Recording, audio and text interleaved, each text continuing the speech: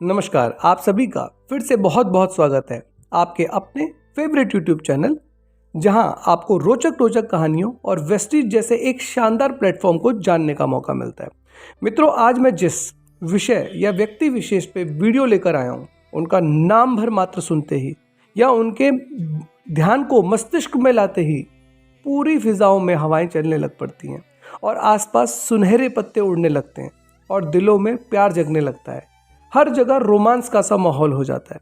लेकिन मैं आगे बढ़ूं उससे पहले मैं आप सभी से रिक्वेस्ट करना चाहूँगा कि अगर आप अपने इस चैनल पे पहली बार विजिट कर रहे हैं और अभी तक आपने इस चैनल को सब्सक्राइब नहीं किया है, तो सबसे पहले आपने चैनल को सब्सक्राइब करना है, वीडियो को पूरा एंड तक देखना है और उसके बाद इसे लाइक करना है, शेयर करना है, बेल आइकन को प्रेस करना है और साथ में जो ऑल का ऑप्शन आता है ना, उसे बहुत ज़रूर ही प्रेस करना है, क्योंकि उसी से क्या होता है कि जब आप उसको प्रेस करोगे तभी जो मैं नई नई वीडियोस लेके आता हूँ, अच्छी प्यारी प्यारी उसकी जानकारी आपको मिलती रहती है। तो दोस्तों, आज मैं जिस नाम या शख्सियत या जिस पर्सनैलिटी के बारे में आपको बताने जा रहा हूँ इस वीडियो के माध्यम से, उनका नाम हम सभी जानते हैं, चाहे बच्चा हो, बड़ा हो, बुजुर्ग हो, सभी उनके दीवाने। वैसे इनकी दादी ने इनका नाम अब्दुल रहमान रखा था, लेकिन बाद में उनके पिता ने उनका नाम शाहरुख खान रख दिया था, क्योंकि वो चाहते थे कि शाहरुख की जो बहन है उनका नाम था लाला रुख, तो दोनों का नाम एक जैसा होना चाहिए, इसीलिए उन्होंने उनका नाम शाहरुख रख दिया था। तो दोस्तों, नाम मैं बता चुका हूँ, शाहरुख खान यानी कि SRK, यानी king of romance, king of industry या इंडस्ट्री का बादशाह अगर कह दिया जाए तो भी वो कम ही होगा, जिन्होंने पिछले कई दशकों से अपनी एक्टिंग से हिंदी सिनेमा जगत में धमाका मचा के रखा हुआ है। कौन कह सकता था कि एक दिल्ली का आम सा साधारण सा दिखने वाला लड़का देखते ही देखते भारत नहीं, भारत से बाहर भी विदेशों में सबके दिलों में राज करने लगेगा। दोस्तों, ये कहानी शुरू होती है 2 नवंबर 1965 में, जब दिल्ली के एक मुस्लिम परिवार में इनका जन्म हुआ था। उनके पिता का नाम मीरताज मोहम्मद, जो कि पहले से उनका जो पेशा था वकालत था और साथ में वो एक स्वतंत्रता सेनानी भी थे, और इनकी माँ का नाम लतीफ़ फातिमा था। वैसे तो शाहरुख खान के पिता पाकिस्तान के पेशावर में रहते थे, लेकिन 1947 में जब भारत पाकिस्तान विभाजन हुआ, उसके बाद उन्हें अपने परिवार के साथ भारत की राजधानी दिल्ली के राजेंद्र नगर में आना पड़ा। वहाँ वो किराए पे रहने लगे थे। लेकिन अचानक से हुए इस विभाजन ने उनके पिता का जमा जमाया जो वकालत का काम था वो सब खराब कर दिया था, और आलम यह आ गया था कि जब कोई भी काम नहीं मिला था तो उनको अपना एक छोटा सा ढाबा यानी कि रेस्टोरेंट पे काम करना पड़ा, उसे खोलना पड़ा। शुरुआती दिनों में क्या था कि जो शाहरुख खान थे वो हर लेवल पे, हर तरीके से, हर चीज़ में अव्वल थे, फिर चाहे वो खेल का मैदान हो या पढ़ाई का। उन्होंने जो अपनी शुरुआती पढ़ाई की थी वो दिल्ली के सेंट कोलंबिया स्कूल से की थी, और पढ़ाई में इतने तेज थे कि उन्हें स्कूल की ओर से स्कूल का सबसे बड़ा अवार्ड यानी कि सोर्ड ऑफ ऑनर से सम्मानित किया गया था। सब कुछ थोड़ा थोड़ा ठीक चलना ही शुरू हुआ था कि तभी उनके जीवन में भूकंप आया कि उनके पिता की कैंसर की वजह से देहांत हो गया। जो थोड़े बहुत पैसे इस बीच परिवार ने जुटाए थे वो भी धीरे धीरे उनके इलाज में ख़त्म होते चले गए। तब वो मात्र 16 साल के थे और घर की सारी जिम्मेदारी, सारा दारोमदार उनके ऊपर आ गया था। लेकिन इसी विकट परिस्थिति से ही शाहरुख खान ने अपने आप को दुखों और तकलीफ़ों से फिर उन्होंने 1985 में हंसराज कॉलेज में दाखिला लिया। वहीं उन्होंने एक थिएटर को भी ज्वाइन कर लिया। उस ग्रुप के अंदर रहकर बैरी जॉन से उन्होंने एक्टिंग के गुर सीखे। फिर उन्होंने मास कम्युनिकेशन का कोर्स स्टार्ट किया, लेकिन उसको वो कुछ ही समय तक कर पाए, क्योंकि अपने एक्टिंग के पैशन के चक्कर में उन्हें उसे छोड़ना पड़ा। फिर उन्होंने नेशनल स्कूल ऑफ ड्रामा में एडमिशन लिया और एक्टिंग की बारीकियों को और भी बेहतर तरीके से धीरे धीरे सीखना स्टार्ट कर दिया। फिर उन्हें किसी न किसी तरह से एक नाटक में रोल मिला। वैसे उनका जो पहला टीवी शो था वो लेक टंडन की सीरीज थी दिल दरिया में मिला था, लेकिन किन्हीं कारणों की वजह से ये सीरियल लगभग 1 साल लेट शुरू हुआ और इस बीच शाहरुख खान को फौजी में रोल मिल गया था, तो इसलिए उनका जो पहला टीवी सीरियल माना गया वो फौजी ही माना गया।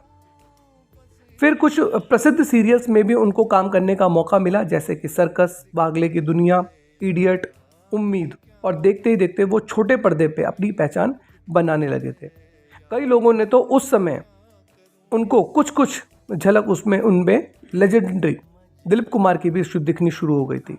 अपने शुरुआती दिनों में शाहरुख खान कहा करते हैं एक इंटरव्यू में कि उन्होंने अपने शुरुआती दिनों में उस समय के प्रसिद्ध गायक श्री पंकज उधास जी के कई कॉन्सर्ट्स में टिकट मैनेजमेंट यानी कि टिकट वगैरह अरेंज करना, जो गेस्ट आते थे कॉन्सर्ट में उनको उनकी सीट पे बैठाने वाला काम भी किया हुआ है, जिसके बदले उन्हें मात्र 50 रुपये मिला करते थे और यही उनकी पहली कमाई थी। फिर अक्टूबर 25, 1991 में उनके घर और जीवन में उनकी धर्मपत्नी यानी कि गौरी के रूप में खुशी आई। गौरी से उनका प्रेम संबंध काफ़ी पुराना था, किंतु काफ़ी परेशानियों की वजह से विवाह में काफ़ी देरी हुई थी। लेकिन ये खुशी के पल कुछ ही समय के थे और इसी वर्ष उनकी माँ भी भगवान को प्यारी हो गई और इस वजह से उनके ऊपर दुखों का पहाड़ टूट गया था, क्योंकि वो अपनी माँ के बेहद करीब थे। फिर माँ के जाने के बाद वो मुंबई चले गए और खुद को एक्टिंग में व्यस्त कर लिया और मुंबई ने भी उनकी एक्टिंग को पहचानना धीरे धीरे शुरू कर दिया था और उनकी एक्टिंग को देखते हुए उन्हें कुछ फिल्मों में भी काम मिलना शुरू हो गया था। 1991 में हेमा मालिनी की पहली मूवी, जिसमें हेमा मालिनी ने बतौर डायरेक्टर काम किया था, दिल आशना है, में शाहरुख खान को रोल मिला। लेकिन फिर से ये फिल्म जो थी वो थोड़ा लेट रिलीज हुई और 1992 में शाहरुख खान को दीवाना फिल्म में एक रोल मिला नेगेटिव का या साइड एक्टर का कह सकते हैं। तो इस वजह से उनकी जो पहली डेब्यू फिल्म थी हिंदी सिनेमा जगत में वो दीवाना थी। इसी साल उनकी 3 फिल्में और रिलीज हुई, चमत्कार, राजू बन गया जेंटलमैन और दिल आशना है, और सभी दर्शकों को बहुत ही अच्छी लगी और उन्हें हीरो के रूप में लोगों ने खूब सराहा। दोस्तों, कोई भी नया हीरो जो अपनी पहचान बना रहा हो और कोशिश करता है कि वो अपने शुरुआती दौर में नेगेटिव रोल यानी कि विलियंस के रोल ना करे, लेकिन शाहरुख खान ने 1993 में अपने हीरो वाली छवि को बिल्कुल अलग नेगेटिव रोल में 2 फिल्में की, जिनमें से एक थी डर और दूसरी थी बाजीगर। और दोनों ही दोस्तों आप सभी जानते हैं कि दोनों ने ही बॉक्स ऑफिस के सारे रिकॉर्ड तोड़ दिए, जबरदस्त हिट रही। और डर फिल्म का वो डायलॉग शायद ही आज 28 साल बाद भी कोई भूल पाया होगा, जिसमें शाहरुख खान बहुत ही अच्छी और अपनी यूनिक अदा में बोलते आपको नजर आए थे कि आई लव यू किरण।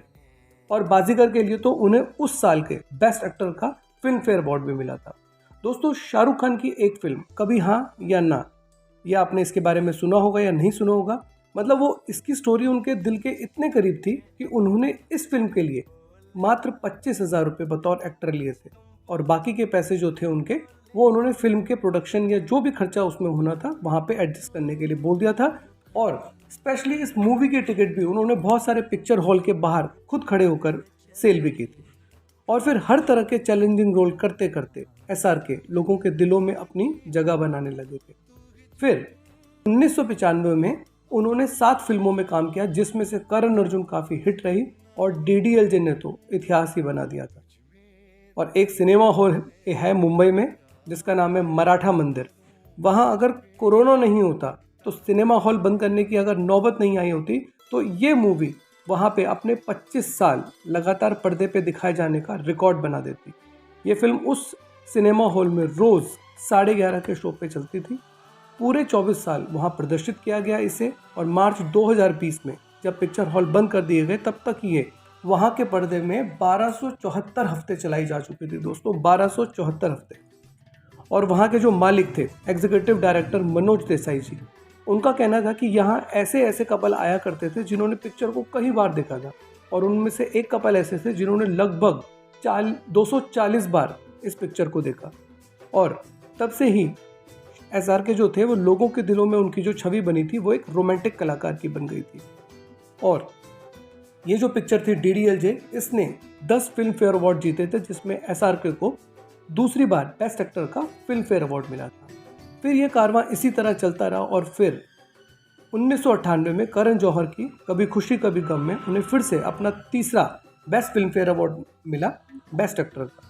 और इसी तरह SRK ने टोटल लगभग 15 फिल्म फेयर अवार्ड अपनी झोली में डाले, और वो पिक्चर्स कुछ इस तरीके से थी: दीवाना, बाजीगर, अंजाम, DDLJ, दिल तो पागल है, कुछ कुछ होता है, मोहब्बतें, देवदास, स्वदेश, चक दे इंडिया, माय नेम इज़ खान, और इसके अलावा 6 Sansui award, 17 screen awards, 2 Vijay awards, 13 Zee cinema awards, और साथ में 2005 में भारत का सबसे सर्वश्रेष्ठ पद्मश्री अवार्ड भी उन्होंने अपनी झोली में लिया, जो कि बहुत ही सम्मानित अवार्ड माना जाता है और जो बहुत ही कम लोगों को मिलता है।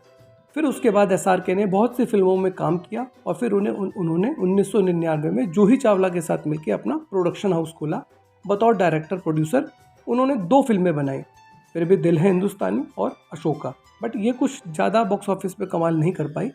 फिर SRK एक अच्छे एक्टर होने के साथ साथ एक अच्छे बिजनेसमैन भी साबित हुए। उनकी Red Chilli Entertainment production house के वो मालिक भी हैं। फिर उन्होंने जूही चावला और उनके पति के साथ पार्टनरशिप में IPL की एक टीम कोलकाता नाइट राइडर के ओनर भी बने। और एक अनुमान के मुताबिक दोस्तों, शाहरुख खान की जो अप्रॉक्स प्रॉपर्टी है वो लगभग 5,000 करोड़ के करीब है और वो दुनिया के सबसे अमीर हीरों की लिस्ट में आते हैं। तो दोस्तों, ये डायलॉग तो आपने सुना ही होगा कि अगर लेडीज एंड जेंटलमैन, कहते हैं अगर किसी चीज को दिल से चाहो तो पूरी कायनात उसे तुमसे मिलाने की कोशिश में लग जाती है। दोस्तों, ये जो डायलॉग है ये शाहरुख खान के ही प्रदर्शित एक मूवी का डायलॉग है, जिसमें ये बताया गया कि अगर हम किसी भी काम को लगन और मेहनत से करते हैं तो हम किसी भी मुकाम पे अगर जहाँ चाहते हैं हम वहाँ पहुँच सकते हैं।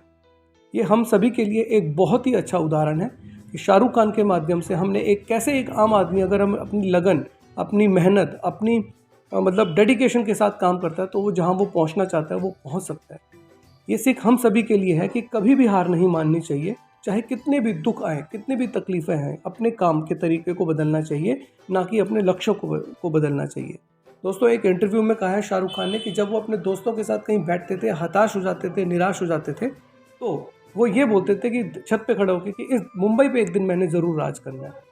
और दोस्तों, शायद ही आप में से बहुत से कम लोगों को पता होगा कि शाहरुख खान जो हैं वो भारत में तो इतने प्रचलित हैं ही, इतने फेमस हैं और सबके दिलों में राज करते हैं, लेकिन विदेशों में बात करूँ तो दुबई जैसी इतनी अच्छी कंट्री के वो ब्रांड एम्बेसडर हैं। यानी कि अगर वो किसी होटल में जाएं, मॉल में जाएं, कहीं भी जाएं, उनका 1 रुपये का टिकट नहीं लगता, वो ब्रांड एम्बेसडर है वहाँ के दुबई के। और बुर्ज खलीफा जो कि सबसे फेमस और पूरे वर्ल्ड में फेमस एक टावर है, उसमें एक कुछ निर्धारित समय के लिए शाहरुख खान का ऐड चलाया जाता है। तो दोस्तों, आप समझ सकते हैं कि अगर हम मेहनत, लगन और डेडिकेशन के साथ काम कर सकते हैं तो हमारे साथ भी ये हो सकता है जैसा शाहरुख खान के साथ होता है।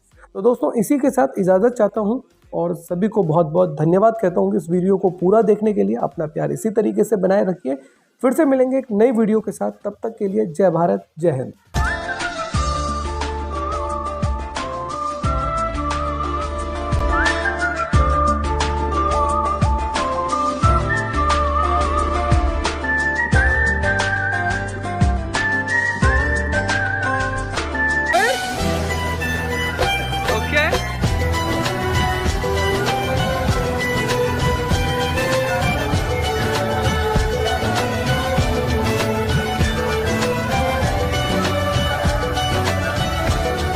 Ha ha ha.